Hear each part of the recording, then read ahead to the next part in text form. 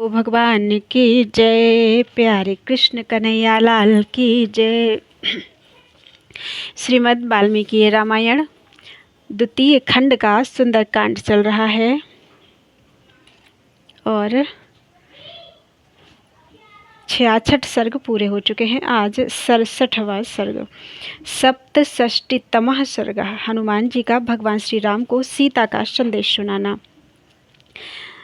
एवं मुक्तस्तु हनुमान राघवेण महात्मना सीताया भासितं सर्वं न्यवेदयत राघवे।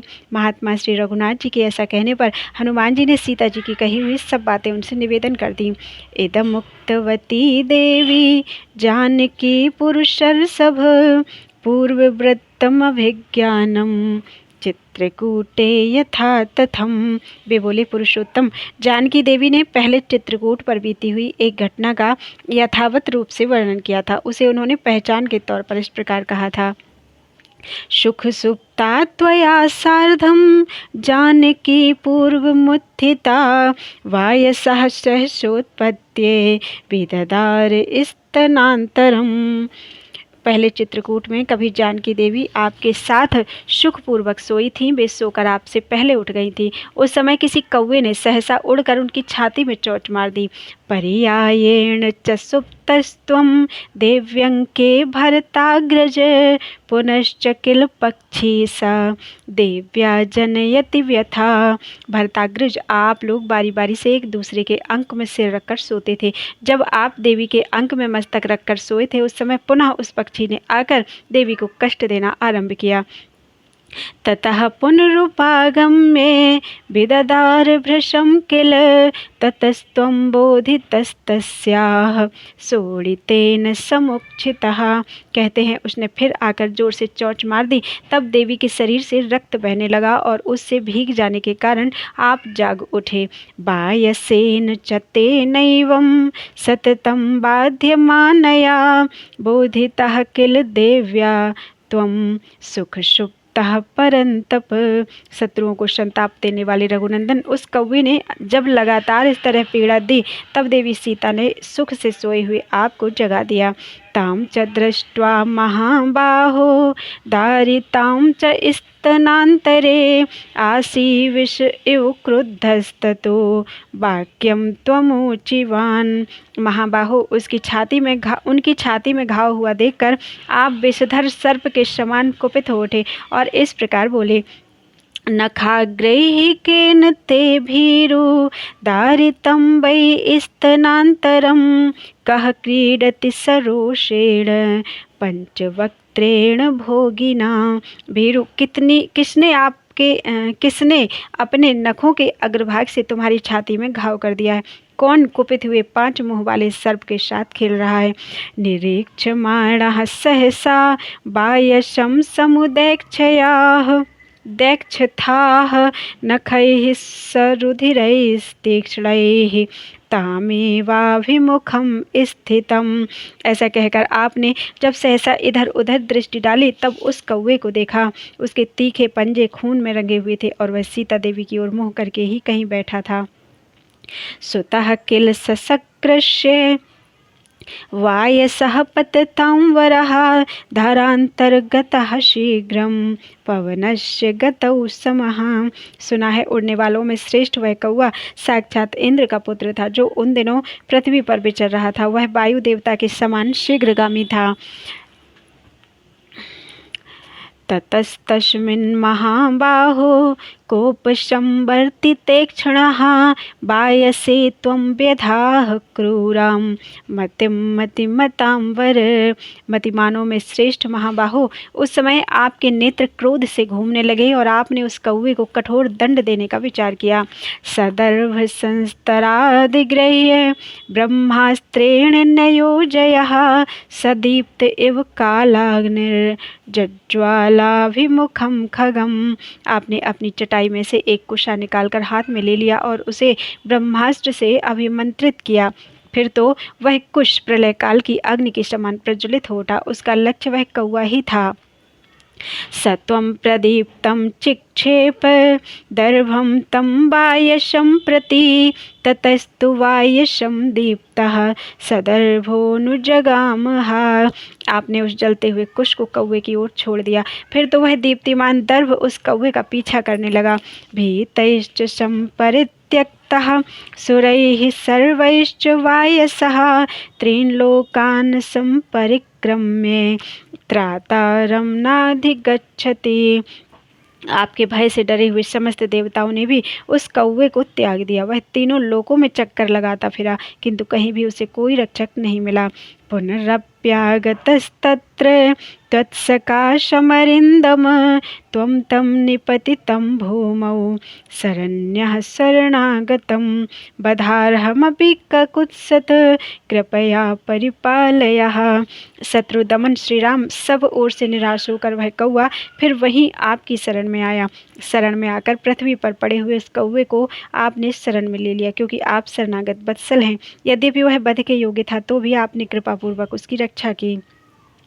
मोघमस्त्रं न शक्यं तु कर्तुमित्येव राघव भवास्तस्याक्षिकाकस्य हिनस्ति इष्म सदक्षिणम्। रघुनंदन, उस ब्रह्मास्त्र को व्यर्थ नहीं किया जा सकता था, इसलिए आपने उस कौवे की दाहिनी आंख फोड़ डाले। राम त्वां स नमस्कृत्य राज्ञो दशरथस्य च विसृष्टस्तु तदा काकः प्रतिपेदे स्वमालयम। श्री राम तदनंतर आपसे विदा लेकर वह कौवा भूतल पर आपको और स्वर्ग में राजा दशरथ को नमस्कार करके अपने घर को चला गया।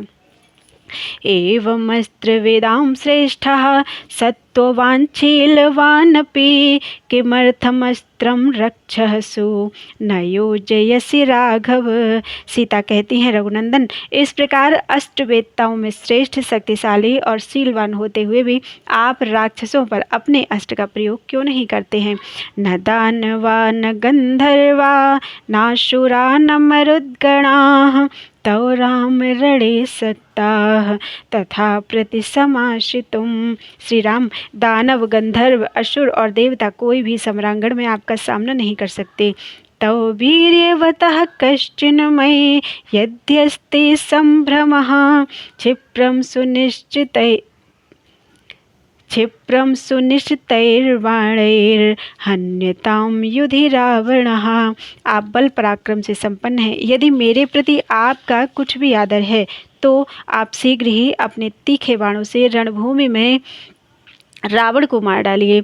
भ्रातुरादेशमाज्ञाय लक्ष्मणो वा परन्तप स किमर्थं नरवरो न मां रक्षति राघवः। हनुमान, अथवा अपने भाई की आज्ञा लेकर शत्रुओं को संताप देने वाले रघुकुल तिलक नरश्रेष्ठ लक्ष्मण क्यों नहीं मेरी रक्षा करते।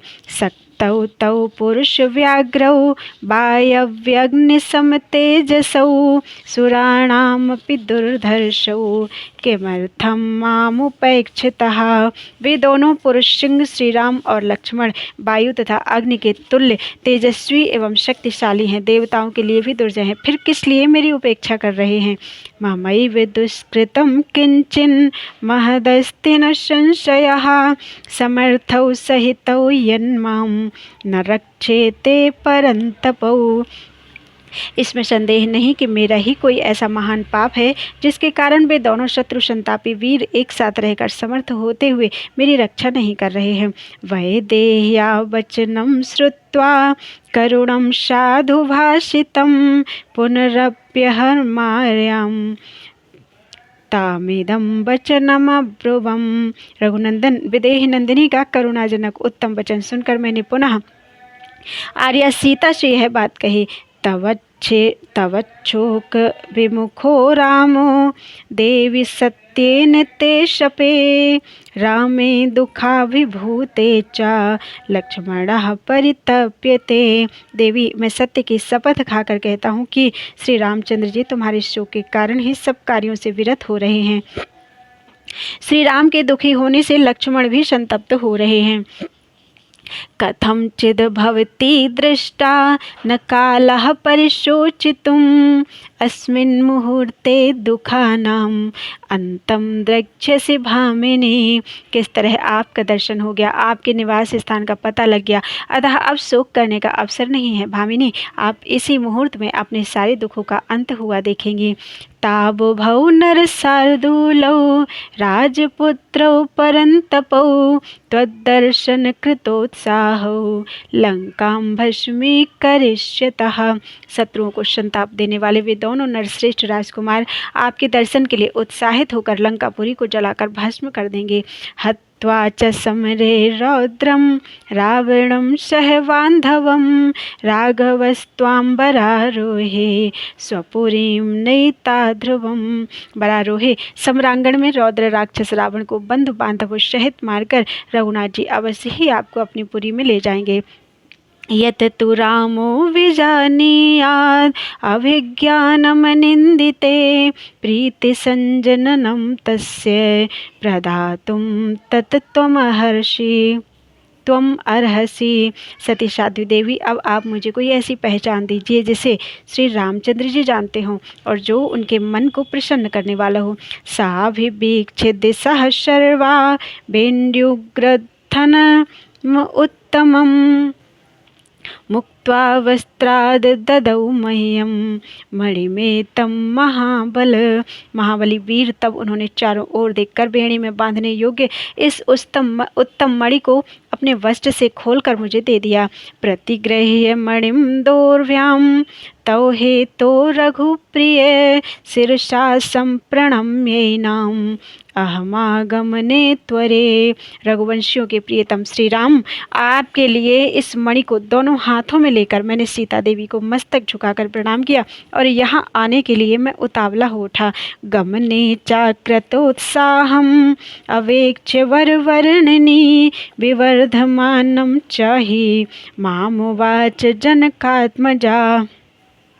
अश्रुपूर्णमुखी दीना बाष्प गदगद भाषिणी ममोत्पतन संभ्रांता शोक वेग समाहता मामुवाच ततः सीता सभाग्योऽसि महाकपे यद द्रक्ष्यसि महाबाहुं रामं कमललोचनं लक्ष्मणं च महाबाहुं देवरं मे यशस्विनं। लौटने के लिए उत्साहित होकर मुझे अपने शरीर को बढ़ाते हुए देखकर सुंदरी जनक नंदिनी सीता बहुत दुखी हो गई। उनके मुख पर आंसुओं की धारा बह चली। मेरी उछलने की तैयारी से भी घबरा गईं और शोक के वेग से आहत हो उठी। उस समय उनका स्वर अश्रु गदगद हो गया था। वे मुझसे कहने लगी, महाकपि, तुम बड़े सौभाग्यशाली हो जो मेरे महाबाहु प्रियतम कमल ने श्री राम को तथा मेरे यशस्वी देवर महाबाहु लक्ष्मण को भी अपनी आँखों से देखोगे। सीतयाप्येव मुक्तोऽहम् अब्रुवं मैथिलीं तथा पृष्ठमारोह मे देवी क्षिप्रं जनकनन्दिनी यावत् ते दर्शयाम्यद्ये ससुग्रीवं सलक्ष्मणं राघवं च महाभागे भर्तारं सिते क्षणे।